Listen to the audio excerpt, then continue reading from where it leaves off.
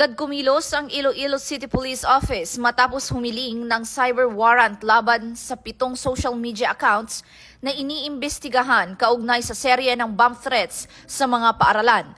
Ayon kay Iloilo City Police Office spokesperson Police Major Sheila May Sangrines, tutulong ang warrant para matukoy ang mga nasa likod ng accounts at makuha ang kanilang online details.